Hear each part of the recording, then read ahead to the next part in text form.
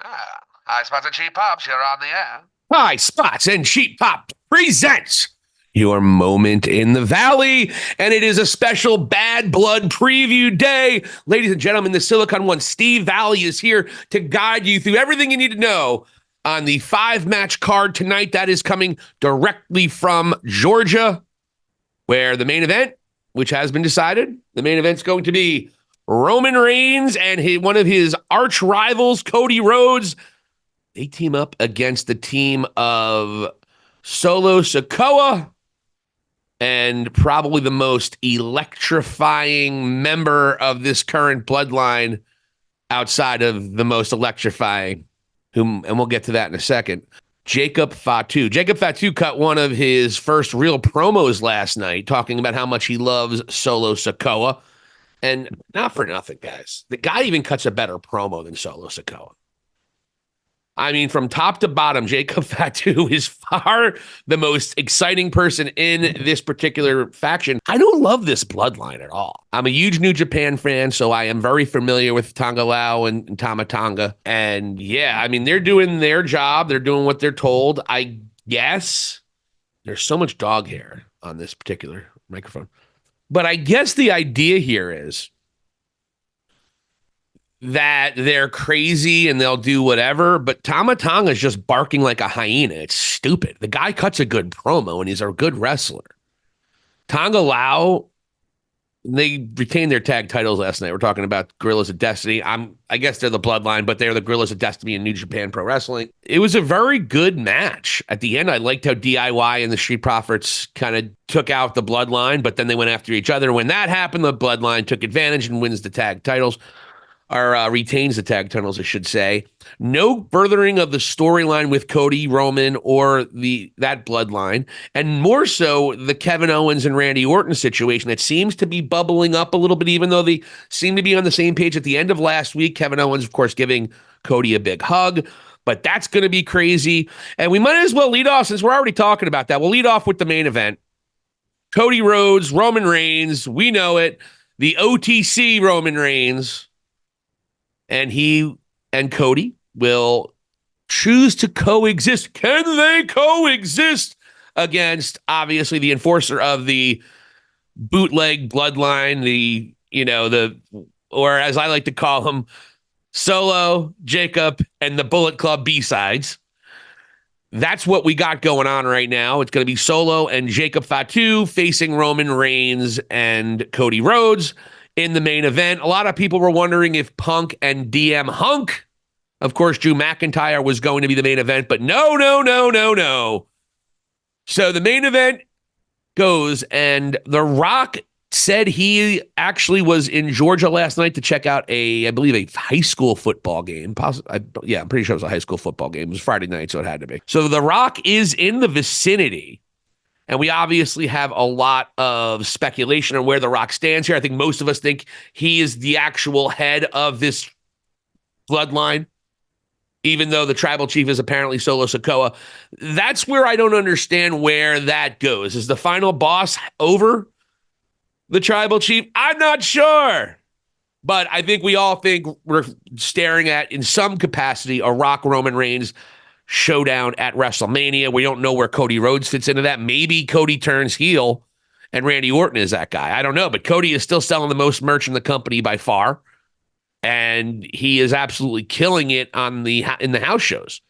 And he's doing exactly what John Cena and Hulk Hogan did for all those years, more just as well in many respects, financially just as well. Now, obviously, it's too early to tell, and he's also much older.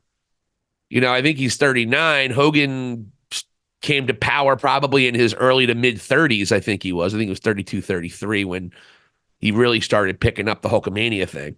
So they're happy with Cody, but Cody might have a better, and The Undertaker even said this on his weird podcast, which I could take a couple different ways. But The Undertaker even said he thinks Cody's biggest run is going to be as a heel, and Cody can be a fantastic heel. If you never saw his stuff in Ring of Honor when he first went to the Indies, the guy is a brilliant heel. He's as good as you could ever think.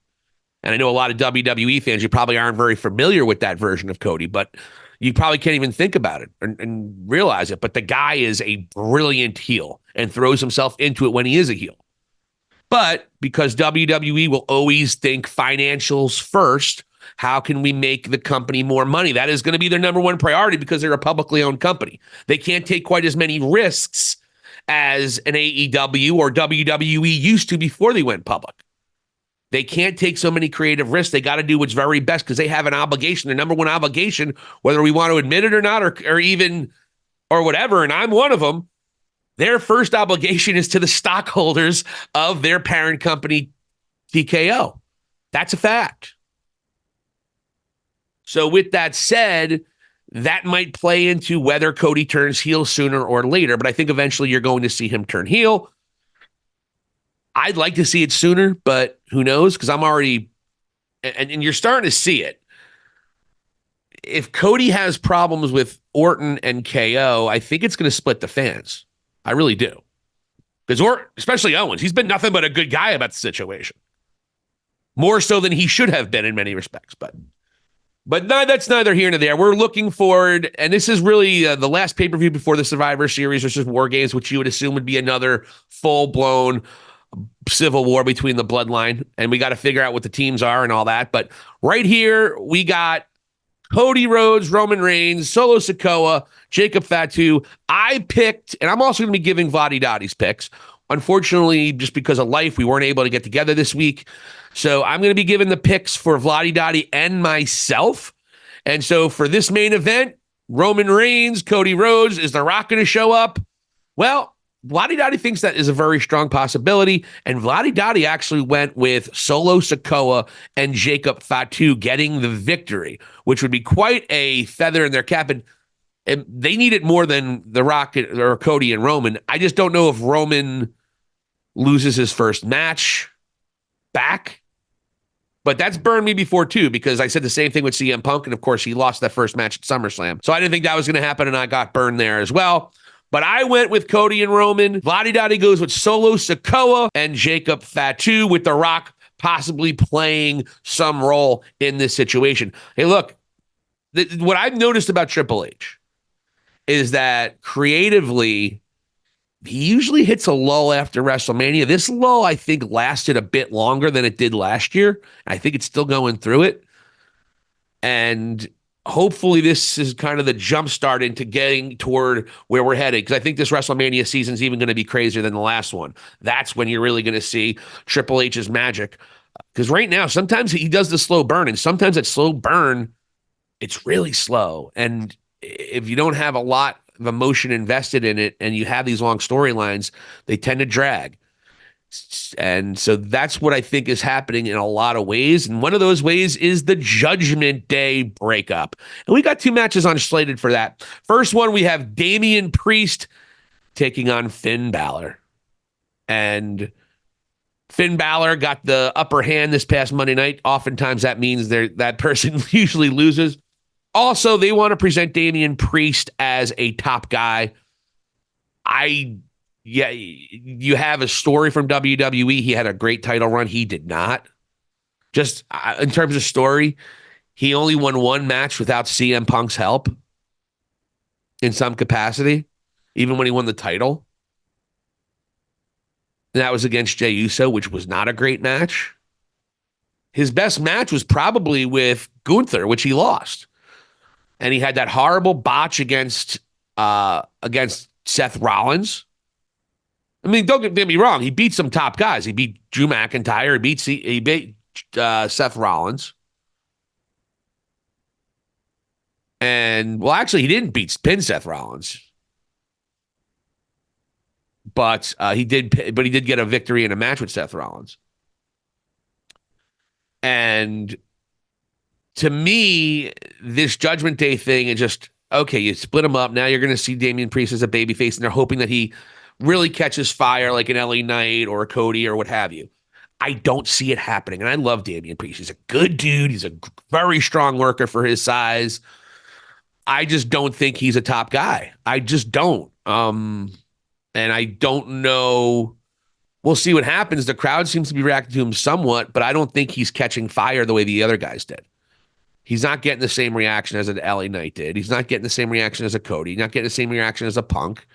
He's just not. But I think they really want to make him a top guy no matter what they can possibly do. I don't see him winning a world championship in a while, though. Just newsflash. Too many people got to get fed in this roster. So, but I do think they are intent on doing that. Finn Balor got the big up on him on this past Monday Night Raw. I think Vladi Dadi feels the same way. We are both going with Damian Priest to beat Finn Balor. And hopefully this Judgment Day breakup shit is over because it really has drawn out. And I know, I'm sorry, and I don't believe in this new Judgment Day. I don't believe in the new Bloodline either. Neither faction is better or even remotely close to as good as they were prior. And it's hard for me to take it as an intelligent wrestling fan. It's really hard for me to take it. And and it's kind of when they jam things down your throat. I don't believe in it. They're not getting the kind of reactions that I think warrant this kind of booking, what have you. So I'm hoping this Judgment Day thing is done. Then Judgment Day can go on and be whatever else they want to be. Just get away from the Rhea Damian Priest thing. So we both took Damian Priest in the singles match feud with Balor. And in terms of the Women's World Championship match, Rhea Ripley, Liv Morgan, Dominik Mysterio atop the arena in a shark cage. Which I like that. I love that gimmick. It's phenomenal. But I don't think it's going to matter. I think Liv Morgan pulls off the victory. Somehow Rhea's going to get screwed again. Perhaps it was other members of Judgment Day. Maybe it's even Finn Balor. Not sure, because you notice there's a little something going on with Finn and Liv. A little bit. However, I don't think they'll ever do something where they would screw over Dominik because he's the guy that gets the most heat. But you never know. I think somehow Liv Morgan pulls off a cheesy, cheap win against Rhea Ripley once again.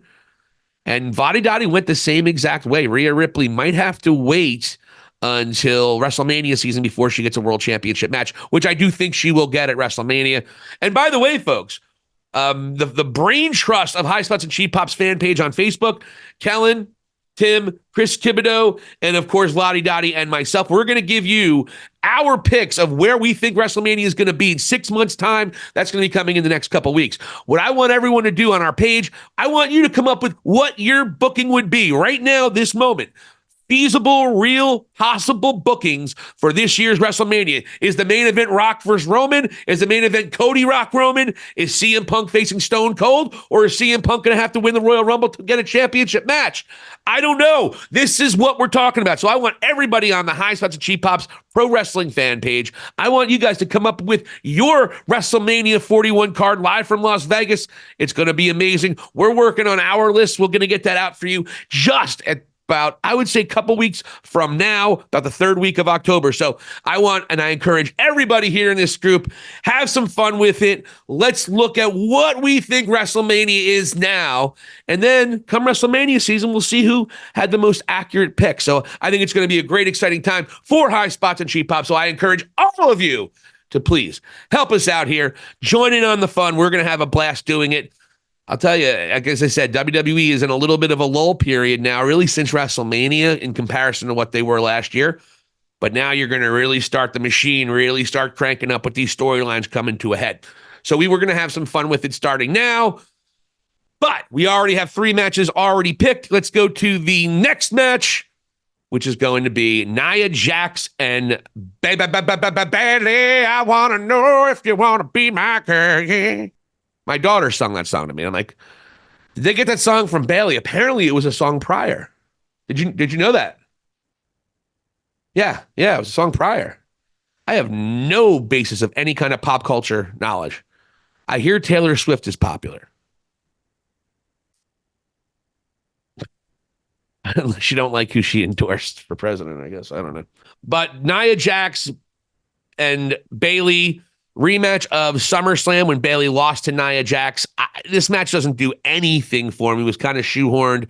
We're obviously really more about the Tiffany Stratton, Nia Jax portion of this. I pray to God one day Tiffany Stratton can cut promos and act as well as she wrestles, because she is a terrible actress at this point in time, but she's a phenomenal professional wrestler already at her very young age. I think she's 24 or 25. So I love Tiffany Stratton, but she's got she's clearly not cutting promos. She's reciting lines, and it's obvious, and it just feels.